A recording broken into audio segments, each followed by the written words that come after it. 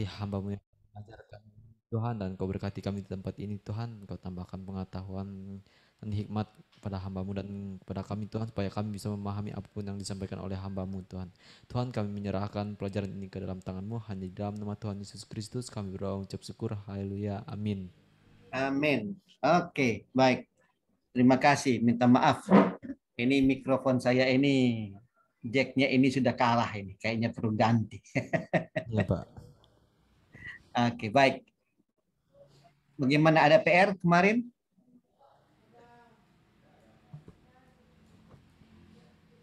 Ada kan yang apa, vertikal kah? Iya Pak. Baca vertikal toh? Oke. Mari kita membahasnya yang vertikal. Sebenarnya mau dia vertikal, mau dia horizontal, Anda bisa pakai semua ayat. Dalam artian ayat-ayat yang saya kasih kayaknya terpisah antara vertikal dan horizontal itu berbeda. Padahal sebenarnya ayat yang sama bisa dipakai baik untuk horizontal maupun vertikal. Cuma saya sengaja memisahkan supaya teman-teman juga tidak malah lebih bingung gitu.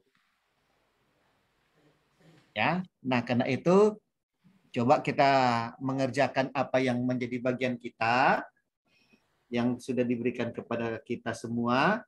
Nanti minggu depan kita akan masuk di dalam pelajaran yang baru ya.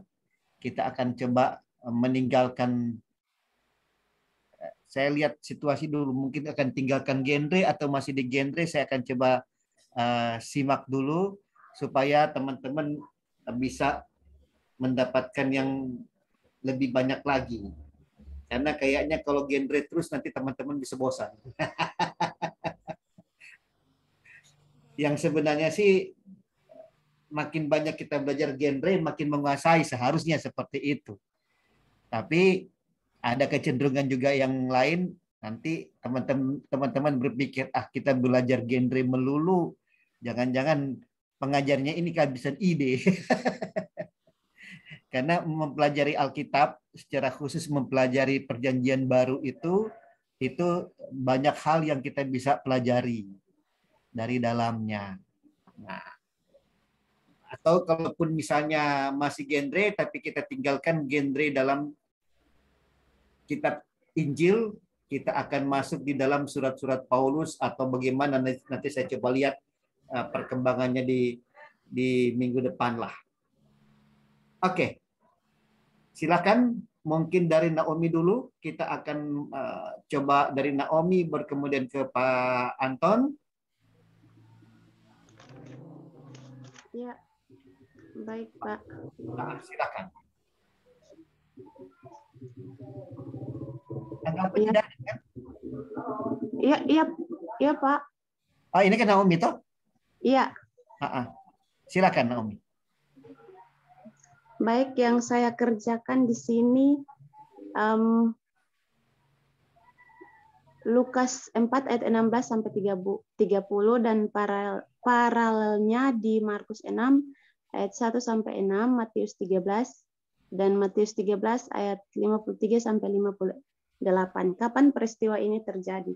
Jadi saya buat garis besarnya dulu, baru saya cari yang saya dapat pada Injil Markus 6 ayat 1 sampai 6 ditulis pada tahun 55 sampai 65 Masehi. Pada Markus 6 lokasi terjadi peristiwanya dalam pasal ini merupakan lokasinya di Kapernaum di pantai barat laut Danau Galilea atau Danau Tiberias yang terletak di wilayah Galilea.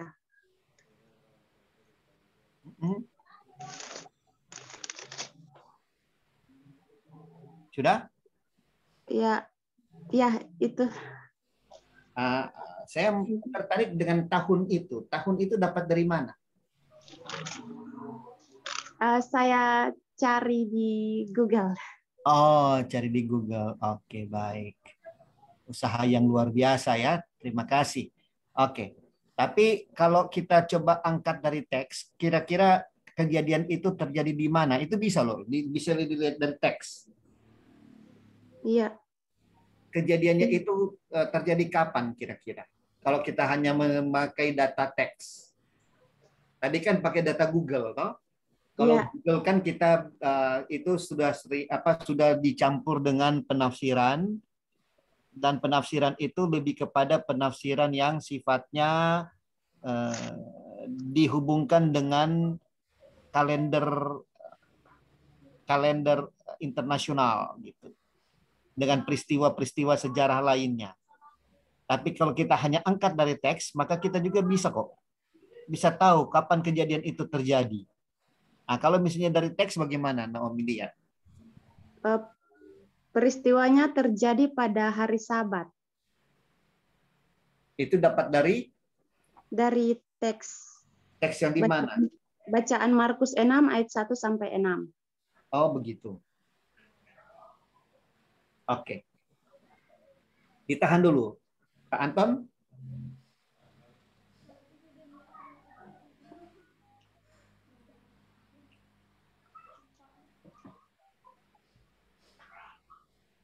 Pak Anton siapkah? Kalau tidak siap, kita ke kelas. Ke kelas ya, Pak. Ke kelas dulu? Oke. Oke, silakan. Yang kelas dulu. Nanti terakhir Pak Anton. Silakan yang kelas. Siapa yang mau duluan?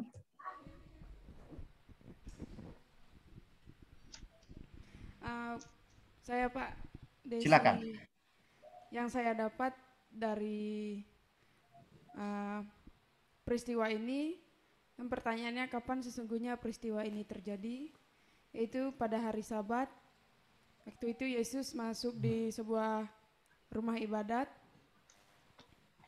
dan Yesus menyampaikan sebuah kabar baik kepada orang-orang miskin. Yesus menyembuhkan mata orang yang buta pada saat itu. Dan Tuhan Yesus memberitakan saat pembebasan dan penyelamatan pada orang-orang yang ada di rumah ibadat tersebut. Tapi mereka menolak karena Yesus melakukan itu pada saat hari Sabat. Itu Pak. Sudah lihat secara menyeluruh atau masih lihat parsial ini dia? Apanya Pak? Jawabannya sudah melihat nats secara keseluruhan atau masih parsial? Parsial artinya bagian per bagian. Lukas sendiri, Markus sendiri, ya. Coba lihat secara keseluruhan. Sama sih Pak. Yang dilihat.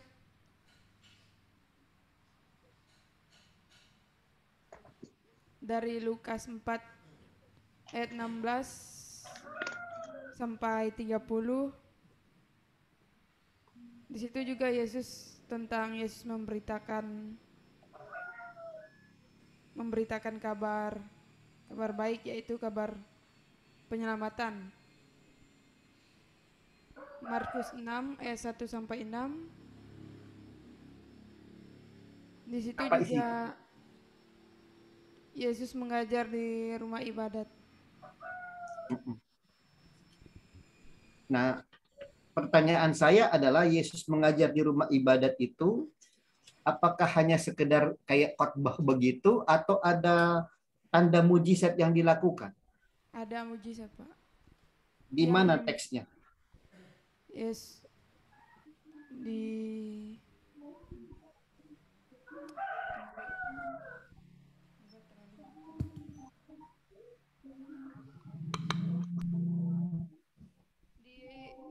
Markus 6, Pak, ayat yang ke-5.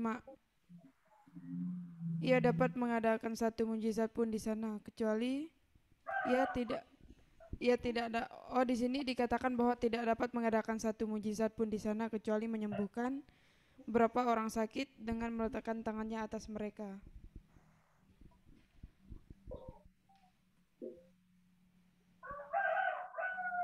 Di Markus di ayat mana yang menyatakan bahwa Yesus melakukan mujizat? Di ayat yang ke-5, menyembuhkan beberapa orang sakit. Ayat 5 dikatakan ia tidak dapat mengadakan satu mujizat pun di sana. Ya, Iya. kecuali Kecuali menyembuhkan beberapa orang sakit dengan meletakkan. Oke, sekarang persoalannya ini apakah ini sedang terjadi atau ini peristiwa beberapa hari yang lalu sebelum Sabat terjadi?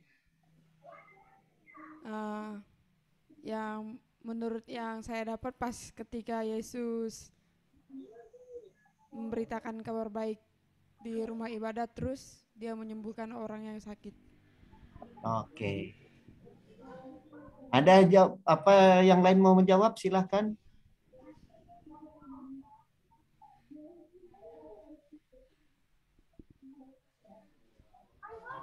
Ada?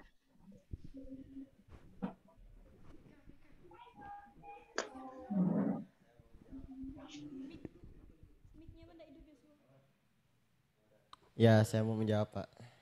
Ya, silakan.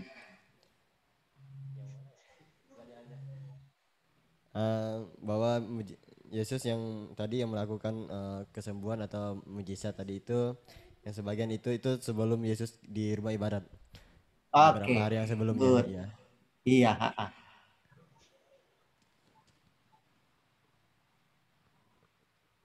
Itu saja kamu menambahkan atau ada Ya, lagi yang lain? itu saja, Pak. Oh, oke. Yang lain? Orang lain maksudnya? Ada yang mau melaporkan hasil pekerjaannya? Silahkan.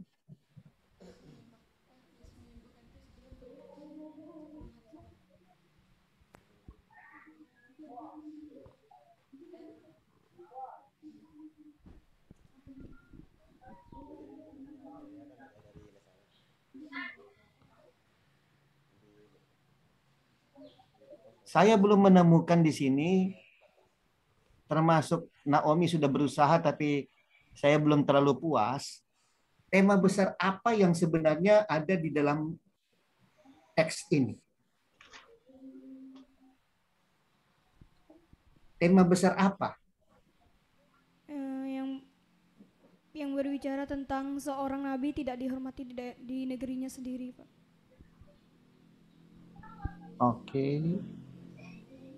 Ada lagi observasi lain? Bagaimana Anda melihat secara vertikal? Artinya kira-kira sebenarnya Injil Lukas ini dengan didukung oleh data yang ada di Markus dan di mana lagi itu? Di Matius. Matius itu menurut Anda kira-kira sebenarnya tema besar Lukas itu apa? Yesus ditolak di Nazaret. Itu mungkin hanya perikop bacaannya. Tapi tema sentral kitab Lukas, Lukas itu menulis Injil kepada siapa? Kepada gereja mana ya? Coba ingat mata kuliah atau apa pelajaran pengantar perjanjian baru. Dapat kan?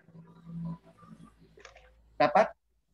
Pengantar perjanjian baru atau survei perjanjian baru? Atau pembimbing ke dalam perjanjian baru dapat? Ya, dapat, Pak. Oke. Itu kitab Lukas itu ditulis kepada siapa? Coba ingat.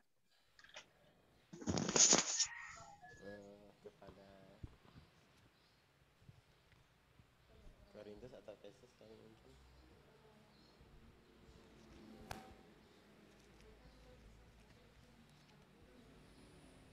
Hanya dua kemungkinan. Kitab Injil itu hanya dua kemungkinan. Ditulis untuk orang Yahudi atau untuk orang non-Yahudi. Menurut teman-teman, di mana ini kitab Lukas? Non-Yahudi mungkin. Dasarnya dari mana? Karena ini kan hanya dua pilihan. Jadi bisa saja pilihan itu Anda menebak. Cuman menebak. Padahal pilihan itu Anda jangan pakai tebakan tapi observasi. Dilihat dari apakah materi pengantar perjanjian baru atau Anda sebenarnya di rumah sudah coba untuk membaca lebih seksama kitab Injil Lukas. Itu yang sebenarnya saya harapkan Anda baca, Anda temukan, oh kalau begitu kitab Lukas itu ditujukan kepada siapa. Setelah tahu kepada siapa, bisa tahu kira-kira tema kitab Lukas itu apa.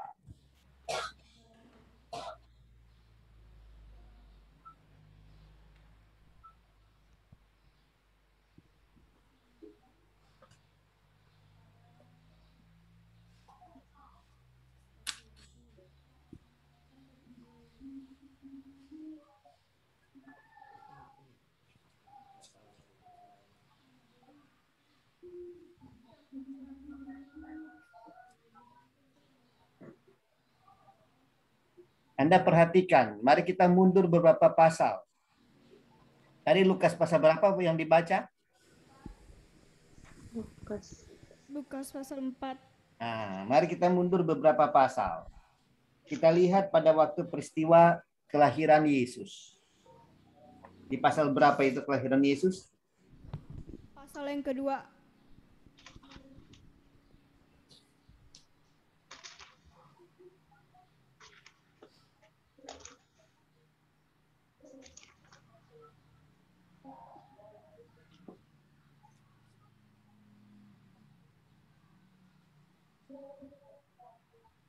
Nah, Anda perhatikan, jika itu kepada orang-orang non-Yahudi, kira-kira apa pentingnya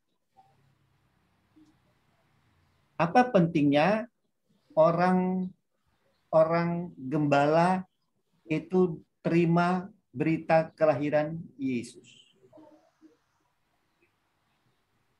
Nah, ketika kelahiran Yesus kan berita kelahiran Yesus diberitakan kepada dua kelompok orang kan? Iya, Pak. Ingat? Ya, ingat. Kelompok orang pertama siapa? Dan orang kedua siapa? Dalam kitab Lukas siapa yang diberitakan? Kepada para gembala. Kepada para gembala. Sementara yang satu lagi Kepada orang Majus. dalam Matius Ke orang-orang Majus. kepada orang Majus, betul. Nah, orang Majus ini orang Yahudi atau non-Yahudi? Yahudi. Non-Yahudi. Orang non-Yahudi. Kalau gembala? Orang Nah, Yahudi. Orang Yahudi. Jadi kita sudah bisa tahu berdasarkan observasi, tidak harus tebak-tebakan. Injil Lukas ditujukan kepada Untuk Yahudi. orang Yahudi. orang Yahudi. Itu sebabnya kalau kita perhatikan di dalam pasal yang kedua, Yesus kemudian disunat. Iya tak? Ya. Kalau kitab Injil Lukas ini ditujukan kepada orang non-Yahudi, maka untuk apa atau apa pentingnya Lukas mencantumkan penyunatan Tuhan Yesus? Tidak penting. Karena orang non-Yahudi tidak kenal yang namanya sunat. Yang kenal sunat adalah orang Yahudi. Yahudi. Gitu, ya. Makanya walaupun kita menentukan pilihan, tapi pilihan itu bukan berdasarkan tebak-tebakan, tapi berdasarkan observasi, berdasarkan penyelidikan kita. Gitu. Ya, jadi Anda mulai, ini perbedaannya horizontal sama vertikal. Horizontal itu kita hanya melihat hanya ke dalam kitab Injil Lukas sendiri tanpa kita bandingkan dengan pendukung dari kitab-kitab yang lain atau ayat-ayat yang paralel dengan itu. Gitu. Nah, sehingga kita tahu persis peristiwa Kapernaum ini, betul kan Kapernaum?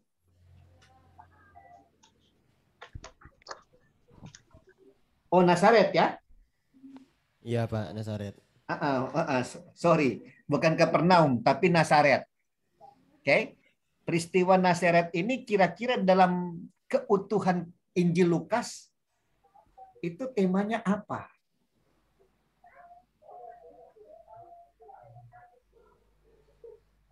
Kita tahu sendiri Nazaret itu tempat apanya Yesus, coba. Kelahiran, Tempat tinggal, tempat dia dibesarkan. dibesarkan. Ya, betul. Bukan kelahiran. Kelahiran mah Bethlehem. Iya toh? Ya, Kelahiran Bethlehem. Tapi dia dibesarkan di Nazaret. Nazaret. Nazaret.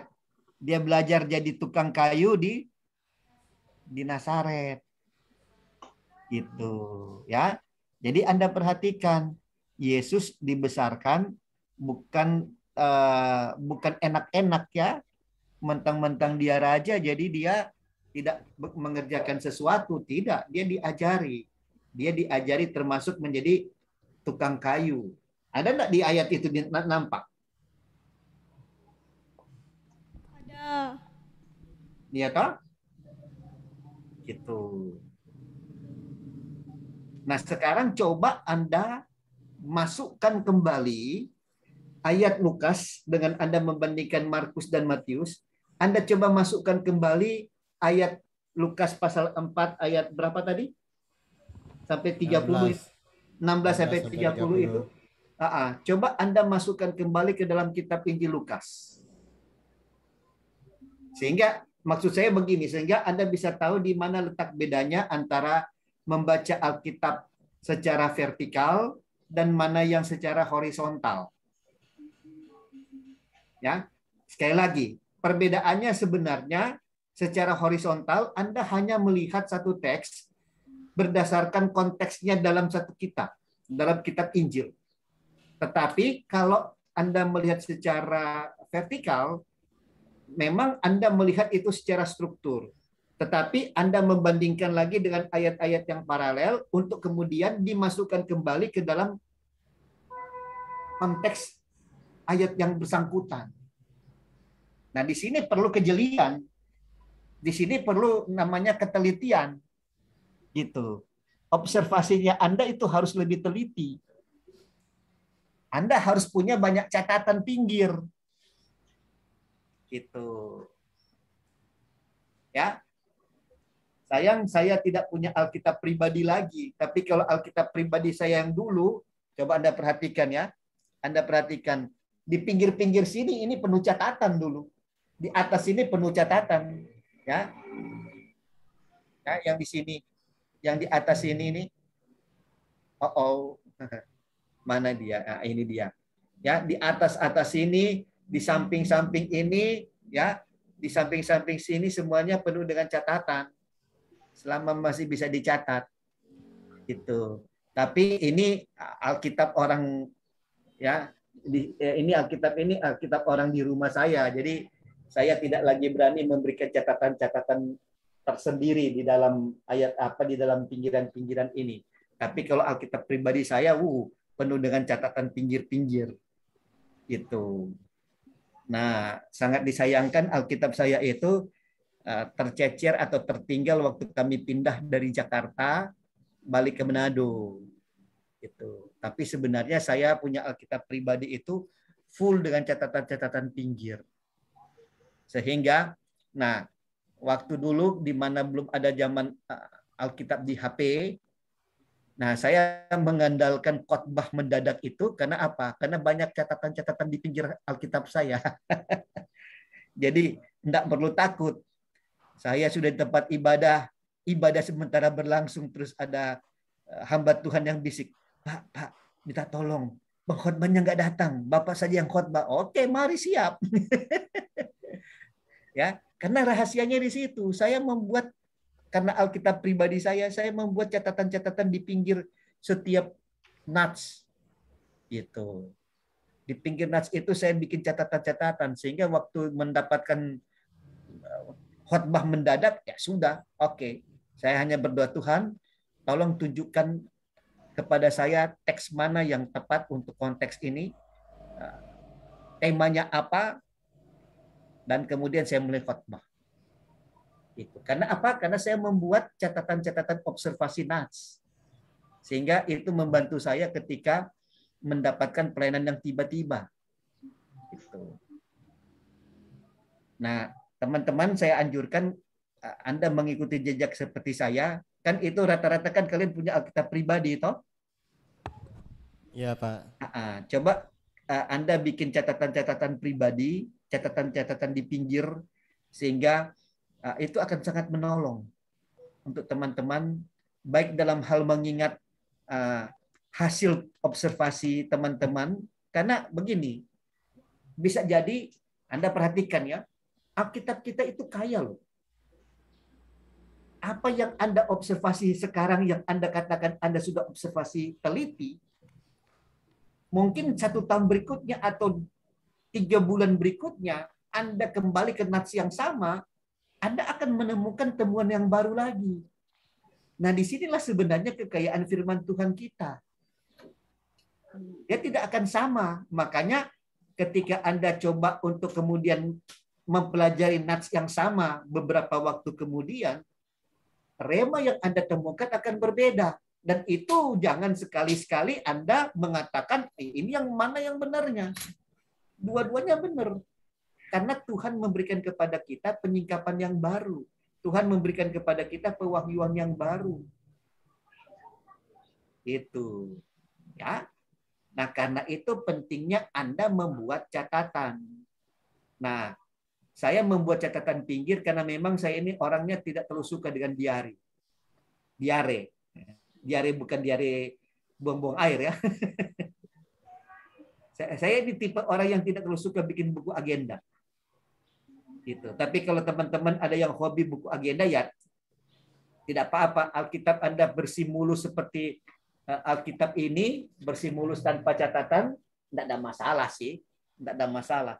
Tapi kalau saya orang yang paling pemalas bikin buku-buku agenda, saya lebih suka memberikan catatan-catatan pinggir di Alkitab. Gitu. Ya, silahkan Anda mengerjakannya. Atau ada teman-teman yang mungkin punya ini semacam buku harian untuk renungan-renungan harian Anda.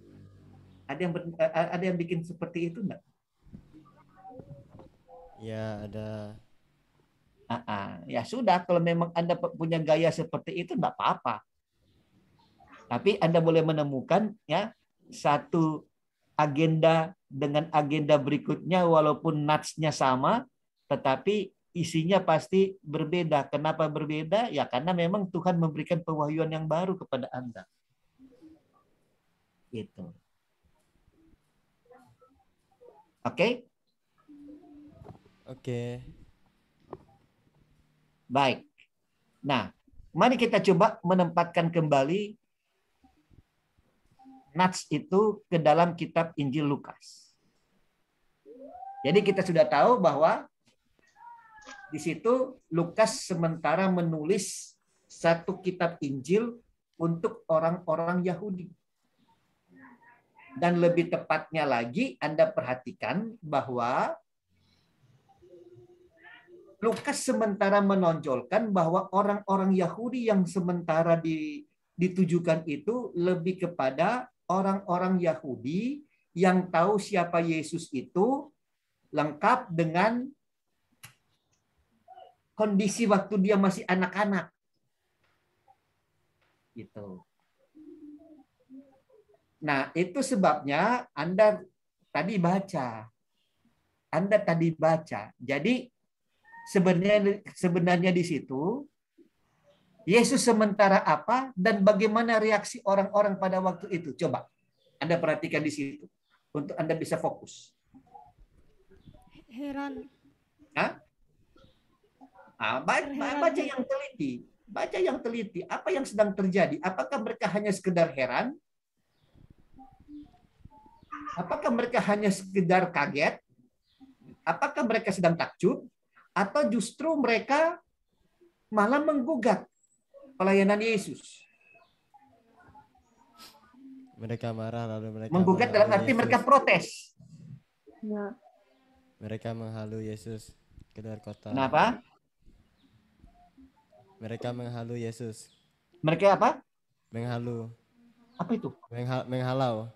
Menghalau Yesus keluar kota. Nah, kalau menghalau itu berarti apa? Apa Marah. arti menghalau? Menerima atau menolak? Menolak.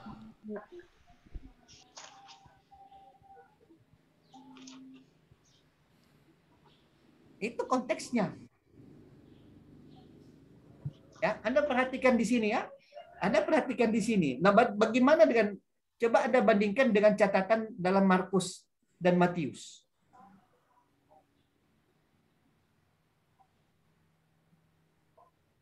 Apakah Matius dan Markus mencatat informasi yang mirip? Atau malah di sana Yesus disambut, coba. Sekali lagi bukan tebak-tebakan ya, tapi observasi. Pelajari. Apakah dalam Markus dan Matius mencatat hal yang sama dengan Lukas? Jadi Yesus itu ditolak?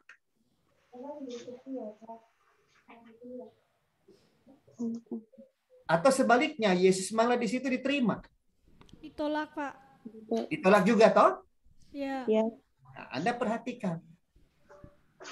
Anda perhatikan bagaimana Anda melihat satu teks secara struktur, dan untuk lebih meyakinkan Anda lihat paralelnya. Anda lihat ayat-ayat yang sama. Ayat-ayat yang berhubungan. Bukan ayat-ayat yang sama, tapi maksudnya ayat-ayat yang ceritanya sama. Gitu. Untuk apa? Untuk Anda lebih mudah menguasai struktur daripada kitab yang sementara Anda selidiki. Gitu. Jadi sekali lagi, ya, Anda perhatikan secara struktur Lukas menekankan kitab Injilnya itu ditujukan kepada Orang Yahudi.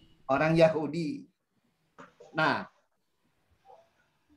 Yesus menunjukkan kepada orang Yahudi. Secara spesifik orang Yahudi yang bagaimana? Untuk perikop ini? Saya sudah sebutkan tadi. Ada yang ingat? Orang Yahudi yang bagaimana yang ada dalam Lukas pasal 4? Yang mengetahui kehidupan Yesus. Yang mengetahui kehidupan Yesus, terutama masa kanak-kanaknya. Ya. Iya, betul. Sehingga perhatikan di sini. Perhatikan di sini. Kecenderungan manusia ketika dia tahu latar belakang kita, maka kecenderungannya bukan menerima tetapi menolak. Apalagi kalau yang dia tahu itu hal-hal yang mungkin membuat dia tidak simpati. Dalam hal ini bukan hal yang tidak simpati yang dari orang-orang Nazaret, bukan pada pribadi Yesus, tetapi lebih kepada struktur sosial. Masa raja kita kok anaknya tukang kayu? Nggak keren ah. Ya raja kita kan harusnya keturunan raja. Tapi masa raja keturunannya anak tukang kayu? Itu. Nah, sehingga karena sudah ada perasaan tidak simpati kepada Yesus, maka apapun yang dilakukan oleh Yesus termasuk ya penguasaan Yesus terhadap kitab suci yang awal-awalnya itu membuat mereka tersentak. Mereka ingat siapa Yesus itu, mereka langsung menolak. Di awalnya mereka kaget, wih luar biasa ini. Orang ini luar biasa. Tapi begitu ada berita, kamu tidak tahu. Emang kenapa? Siapa dia? Oh dia itu anaknya tukang kayu. Masa sih? Iya itu kan anaknya Yusuf. Yusuf kan tukang kayu. Nah, gitu. Tapi coba kalau misalnya ada di antara kalian yang anaknya bupati, coba. Ya, 2 minggu lalu kan saya ada bersama-sama dengan Bupati Singkawang itu, walaupun hanya dalam kegiatan webinar. Jadi walaupun saya kenal bupati Anda, tapi pastilah bupati tidak mengenal saya karena Saya hanya salah satu dari 140-an peserta webinar pada waktu itu. Sehingga pastilah dia tidak mengenal. Tapi saya sudah mengenal Bupati Singkawang melalui kegiatan itu. Ya, itu dia. Nanti dalam anugerah Tuhan, ya mana tahu kemudian Tuhan menghendaki saya punya hubungan yang lebih dekat dengan Bupati Singkawang. Nah, itu keren. Nanti kalau itu terjadi, bukan cuma Pak Erik yang saya undang, semua yang ada di kelas ini saya undang. Kalau saya sudah punya Amin. pertemanan dengan Bupati Singkawang. Amin. Itu. Ya, nah, coba ketika saya datang jalan bersama-sama dengan Bupati Singkawang, kira-kira Anda mau mendekat atau malah Anda menjauh? Mau. Mendekat. Mendekat dong, masa mau jauh-jauh? Setidaknya numpang foto, Pak. Iya toh? Kalau perlu Anda bilang, Pak, Bapak kan yang ngajar saya. Iya toh? Tapi coba kalau saya datang itu dengan siapa ya? Tukang perahu atau mungkin sopir angkot di sana. Mana? Kalau perlu Anda bilang, siapa lo? Emang kamu siapa? Gitu. Tapi kalau coba saya datang ke ruko kalian dengan datang dengan rombongan gubernur, kalau kalian tidak langsung Pak, foto dong. Iya toh? Nah, ini manusiawinya seperti itu. Makanya kalau Anda perhatikan teks bacaan kita, yang awalnya orang begitu kagum, luar biasa pengajaran Yesus. Tapi Anda perhatikan, ternyata setelah mereka tahu latar belakang Yesus, perhatikan ya, ini cuma latar belakang sosial. Bukan karena ada perbuatan tercelanya Yesus yang Yesus lakukan. Tidak ada. Cuma latar belakang sosial saja. Siapa bapaknya, apa pekerjaan bapaknya. Anda perhatikan, cuma karena itu Yesus ditolak. Makanya tadi sebenarnya ada sedikit kekeliruan observasi yang mengatakan bahwa Yesus melakukan mujizat ketika dia mengajar itu. Mujizat itu memang terjadi di Nazaret, tetapi sebelum rahasia keluarganya Yesus itu terbongkar. Makanya coba Anda lihat di ayat berapa itu. Yesus mengatakan seorang nabi tidak dihormati di Tempat asalnya. Itu di ayat mana itu? Kalau di Lukas pas ayat yang ke-23, Pak. Pasal 4. Pasal 4 ayat yang ke-23. Itu dia. Toh? Karena itu. Betul lah. Betul ya? Betul, Pak. Tapi kalau di Markus pasal yang ke-6 ayat yang ke-4. Ayat yang ke-4. Anda perhatikan di situ. Karena apa? Karena penolakan itu. Perhatikan di sini. Perhatikan di sini. Kuasa Tuhan tidak dapat bekerja maksimal ketika ada penolakan. Ya. Ini prinsipnya. Tetapi Anda perhatikan, ketika ada penerimaan, mujizat-mujizat itu, hal-hal besar itu pasti terjadi. Gitu. Dan kalaupun itu bisa terjadi, Anda perhatikan, itu ada rencana besar yang sedang Tuhan kerjakan untuk orang itu, untuk orang yang menolak. Nah, karena itu, mari coba kita buka hati di hadapan Tuhan. Untuk kita boleh melihat perkara-perkara besar dan ajaib yang Tuhan sudah lakukan di dalam kehidupan kita masing-masing. Nah, Anda perhatikan di sini. Semakin Anda menolak Tuhan, pertama, pengajarannya semakin sulit Anda terima. Kedua, mujizat itu tidak pernah akan menjadi kenyataan ketika Anda menolak. Ambil contoh. Ya, ambil contoh. Ketika Anda sakit dan ada hamba Tuhan yang mengatakan, mari saya doakan, saya mau tumpang tangan ke kamu, kamu pasti sembuh, tidak perlu ke dokter, tapi Anda mengatakan, nah enggak mungkin, zaman sekarang gitu loh, masa dokter nggak bisa sembuhkan. Anda tidak percaya. Oke?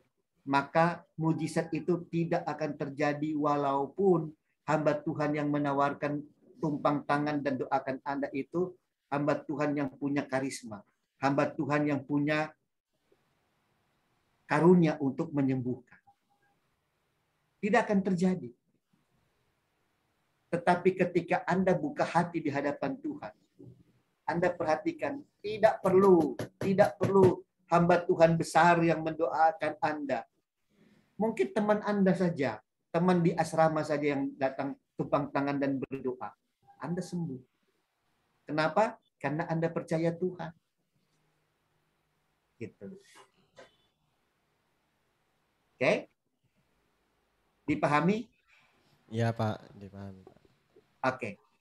Dari sisi yang lain, dari sisi materi kita, Anda sudah mulai memahami perbedaan antara melihat atau mempelajari Alkitab secara vertikal dan horizontal?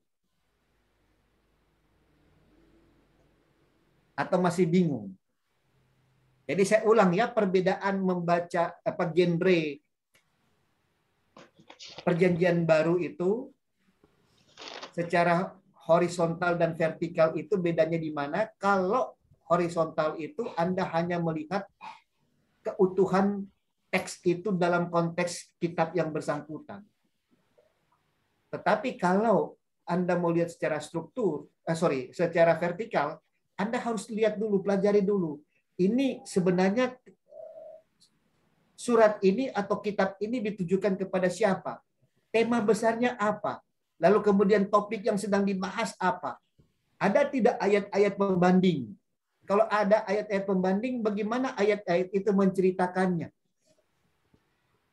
Sama tidak konteksnya dengan yang ada di kitab yang saya pelajari? Kalau sama, berarti cocok. Nah, masukkan kembali ke dalam strukturnya. Sehingga Anda bisa melihat yang kecil dalam gambaran yang besar. Ya, yang kecil dalam gambaran yang besar. Gitu. Di situ sih sebenarnya perbedaan antara yang disebut dengan melihat genre secara horizontal dan melihat genre secara vertikal.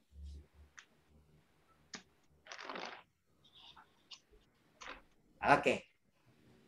Jika belum dipahami, mungkin coba Anda lihat dalam PR Anda yang kemarin, Matius 21 ayat 43, lalu Anda coba kerjakan Matius 21 ayat 43 itu tidak untuk dikumpulkan sebenarnya, tidak juga untuk dibahas kembali. Saya minggu depan akan membahas topik yang berbeda, slide yang berbeda, tapi maksud saya untuk Anda lebih meresapi, coba Anda pakai ayat yang sama, tetapi coba Anda pakai bukan untuk horizontal lagi, tapi untuk vertikal. Gitu, supaya Anda bisa melihat bahwa, oh ya, ternyata bedanya di situ. Ayat yang sama boleh Anda pakai. Nah, cuma persoalannya di sini, Matius 21 ayat 43 yang saya berikan 2 minggu yang lalu, itu tidak diberikan ayat paralel. Tapi kan di Alkitab Anda ada ayat paralelnya. Anda bisa lihat ayat paralelnya di mana. Supaya Anda bisa meresapi di mana perbedaan antara melihat genre secara vertikal dan horizontal. Oke. Ada pertanyaan? Oh ya, Pak Anton, gimana? Ada observasi tersendiri mungkin? Nggak ada, Pak. Nggak ada. Oke. Atau ada yang mau ditanyakan? Ada yang tidak jelas? Baik Pak Anton, Naomi maupun yang di kelas. Jelas, Pak. Ya jelas Pak. Oke. Oh ya, Agape sama Anis sudah masuk ini. Ya sudah Pak. Ada yang mau ditambahkan Agape dan Anis mungkin? Sudah jelas, Pak. Sudah jelas? Ya. Oke, kalau begitu saya rasa kelas kita cukup sekian dulu ya. Kelas kita. Nanti kita lanjut minggu depan. Mungkin Pak minggu depan juga masih sore. Minggu depan masih sore. Nanti kita ketemu minggu depan pada sore hari. Oke, saya serahkan kepada Pak Erik untuk mungkin tutup kelas kita di sore hari ini. Oke, terima kasih ya Pak buat pengajarannya. Salah satu berdoa, silakan. Baiklah, mari kita satu dalam doa. Tuhan Yesus, terima kasih.